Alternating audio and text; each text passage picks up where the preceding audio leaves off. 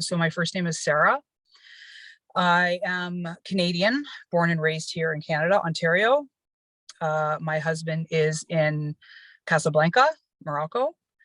We actually met through, we were following the same travel blogger on Facebook. I had seen a really amazing video all about Morocco. It was always a dream country of mine to go to visit. So I saw the video and I made a comment on the video. Long story short, we kind of had a bit of a conversation in the comment section and just kind of connected that way. This was back in 2017.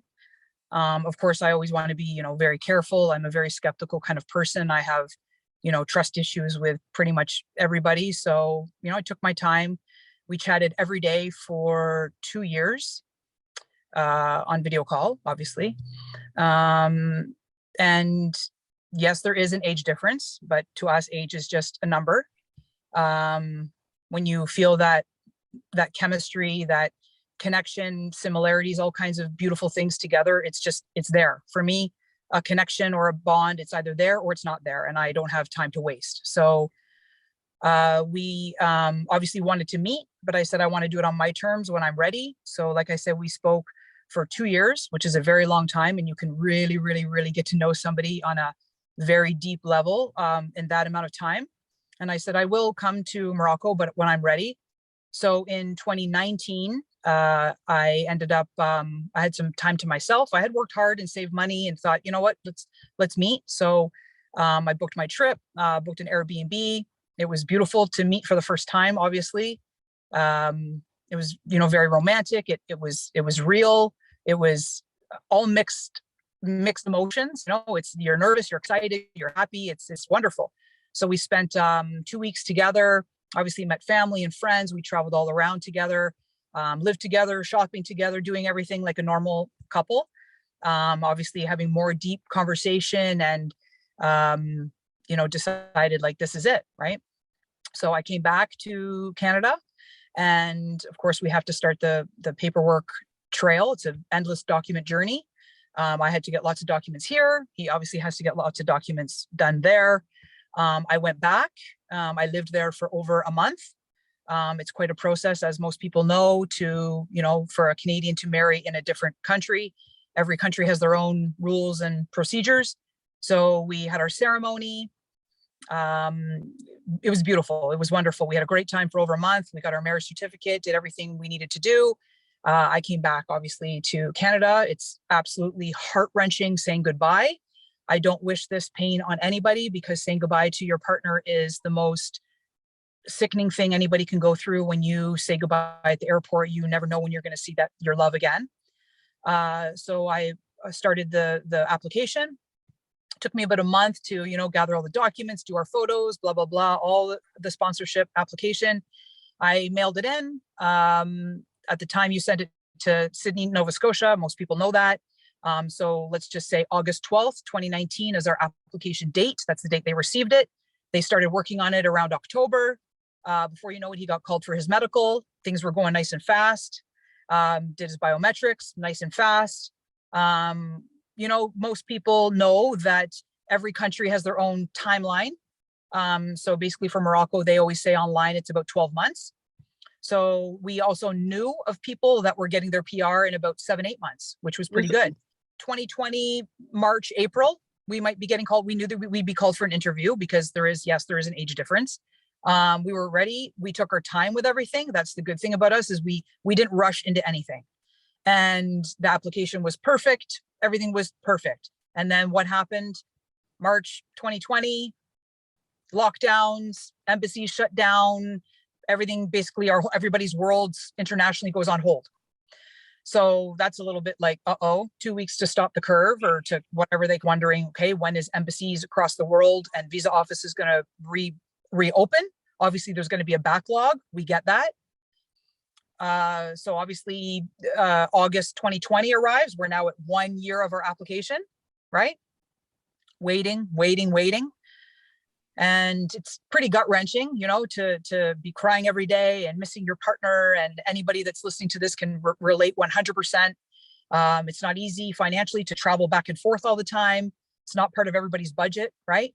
So we kept waiting, and then finally, October of 2020, we received an email for him to go to the embassy to do his interview. So we're like, oh, it's like a sigh of relief. You know, you think you're finally at the end, you know, after 16, 17 months of this application process, which is completely wrong, but okay, we're understanding because of the backlog. So October 27th of 2020, he went for his interview to the embassy and had a wonderful interview, about an hour and a half long, with a female visa officer. Obviously, nothing is recorded, nothing is video cameraed, there's no surveillance. So it's his word against hers, her word against his. Wonderful interview. He came out of the embassy, of course, you know, FaceTimed me right away. He said, you know, sweetie, it was amazing. Everything was great. So then we just wait. And his interview was on a Tuesday. The following Monday, he FaceTimed me right away, and I could tell by the look on his face. And we both received the email at the exact same time. And the news was he was denied for no reason. Literally flipped our worlds upside down. And I'm not even joking when I say that. I had already moved into a beautiful 1-bedroom apartment for us. I had his pillow beside mine, decorated everything. I was ready. I was ready for my husband to be here. I have worked hard to prepare. I've sacrificed everything. And now our worlds are flipped upside down. Obviously, I can't afford rent by myself.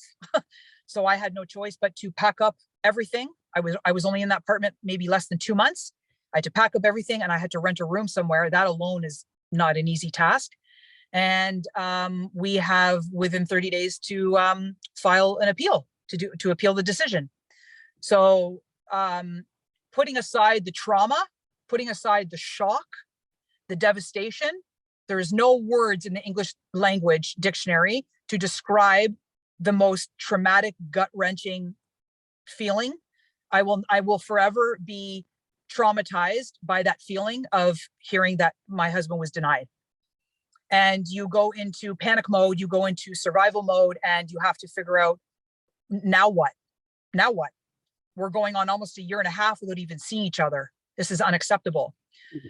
So the very next day, I'm on Google, I'm on the phone, and I'm calling lawyer after lawyer, and I'm getting quoted all different prices. You know, obviously I want a really good appeal immigration lawyer. I was quoted $14,000, $11,000, $7,000, $3,000. And when you're in so much shock and you're in so much mental and psychological and emotional turmoil, and you're now doing something that you had not planned, it is devastating. So I finally built a really good relationship with a lawyer that I felt very comfortable with. He heard my story, took his time with me. I literally had the paperwork, the first payment done within 24 hours, and they filed all the paperwork for the appeal to get the appeal process started. That's now when you're going through that system, you're now in the appeal division of immigration, which is the highest you can go. So anybody out there that's maybe familiar with this process, I'm not sure, that they have what you call an ADR. A lot of lawyers will try to get you approved on an ADR, kind of an early resolution. Let's try to fix this and decide this and summarize it all without going to a hearing. Fortunately for us, going back a bit, obviously I hadn't been with my husband in so long. He's missing me, I'm missing him. What are we going to do? It's not part of my budget, but I had no choice but to travel back to be with him. So last year, I left on December 25th to fly back. Not planned, not part of my budget, not what I wanted to do, because obviously he's supposed to be here. So I spent 3 weeks there. To be honest, I didn't enjoy my time. All I know is depression. All I know is pain. So we finally had all of our meetings with the lawyer to prepare us for what's ahead. And thankfully, they skipped the ADR process, which is something that even the lawyer had never experienced or seen before. So we were very happy that they did that. They skipped the ADR, and we went straight to a hearing. We had our hearing on May 12th of this year. That day cost me $7.5 grand. I'm financially drowning. Probably have to declare bankruptcy because of all of this. The visa officer will never understand the damage and the pain and the suffering she has caused. And thankfully, we had our hearing on May 12th and we won. The judge was very, very direct in saying your application was absolutely perfect. Your interview was perfect. There is no mistakes on any of this. And this all comes down to that one visa officer. Basically her own red flags. She put her own into this instead of looking at the evidence and the proof and the facts. And she made a lot of mistakes on the interview. There was things that he said that she didn't document. There was things that he didn't say that she documented. So there was a lot of discrepancies in her interview. Again, none of this is recorded. This all, in my opinion, when it comes to IRCC, these interviews need to be at least video recorded, if not recorded, voice recorded. And thankfully, like I said, we won our hearing. And we are now 7 months and my husband is still not here. And I am at my wit's end. I have sacrificed everything. I have suffered. I am lonely. I have missed my anniversaries. I have missed precious time that I will never get back with my husband. And I live every day not knowing when we are going to be together again. I have fought with MPs. I have talked with my lawyer. I have done everything in my power. I have filled out web forms. I have called IRCC thousands of times. And everywhere you go, it is a dead end. And it is inhumane. It is pure torture. It is pure corruption. And it is unacceptable. These timelines are absolutely horrific. And for IRCC to be keeping husbands and wives apart like this is 100% unacceptable. And things need to change. I can honestly say I'd rather be in jail, because at least with jail, you have an end date, you know. But with this, I live every day not knowing when I'm going to hold my husband in my arms again. And he has to live every day not knowing when he's going to see his wife again. And I would wish this pain and suffering on anybody. And I feel that it doesn't, I feel they have literally cornered you into a wall and they leave you waiting in a dark hole. And they block off every single thing. It doesn't matter if you fill out a web form, doesn't matter if you call, doesn't matter what you do, it falls on deaf ears. And they do not realize that there are human beings behind these numbers and they don't care. And there have been protests, as you know, you're a part of it all. Everybody has fought. We have signed petitions. There has been protests. There are politicians. Misha has worked so hard for all of us.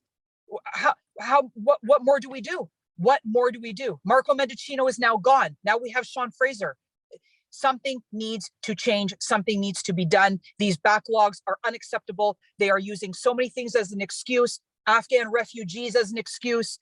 COVID as an excuse. Other countries' immigration systems are not like this. Canadian immigration system is a joke and it needs to be changed now. Enough is enough. Because we are literally being killed alive. And I don't care what anybody says. That is the truth. There are people that have ended up in hospital. We are financially struggling, mentally and psychologically. Some of us are unable to even work. I can barely eat some days because I miss my husband so much. It's gut-wrenching. Wonderful years of your marriage, your anniversaries. We're not even really big on celebrating birthdays and things like that, but it's the principle of it. You know, long weekends when I'm out walking at nighttime and I see husbands and wives out for a nice walk on a Sunday afternoon, or you see couples in a car going grocery shopping together. I don't have any of that. I'm alone 24/7. No, I eat alone. I don't know when I'm going to be with my husband again. I don't know what it's like to be a couple with my husband. This is mind blowing to me. I honestly can tell you from the bottom of my heart, every day, I cannot believe that I'm living this. I cannot believe that this is my life. And I am suffering. We are suffering the consequences of other people's choices, decisions, and actions. Because I did everything right. We took our time, we followed the process, we paid our fees, we've paid our time, we've done what we could do to do everything right. I get that every file is different. I get that everybody has a different circumstance. I understand that we're all individuals. We all have individual applications, but I did everything right. And I am reaping the consequences and suffering because of somebody else. One human being flipped my entire world upside down. It has ruined my credit. It has ruined everything. Things that will never be replaceable, things will never be reversed. Health is the biggest thing. And once you lose your health and you lose yourself, you've lost everything. And I've lost myself in this process. They've turned me into a person that I don't even recognize, that I don't even know anymore. And when you lose yourself and they've taken your personality, your vibe, your energy, when they take that all away from you, there's no words.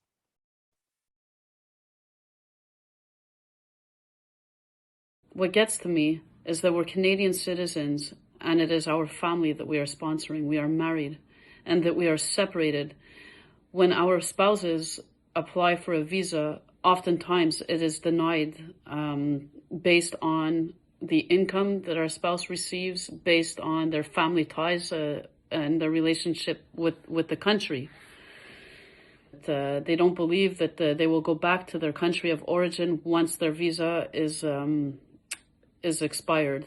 Well, the fact is we're married, and what we're asking for is to be with our spouses when we're married.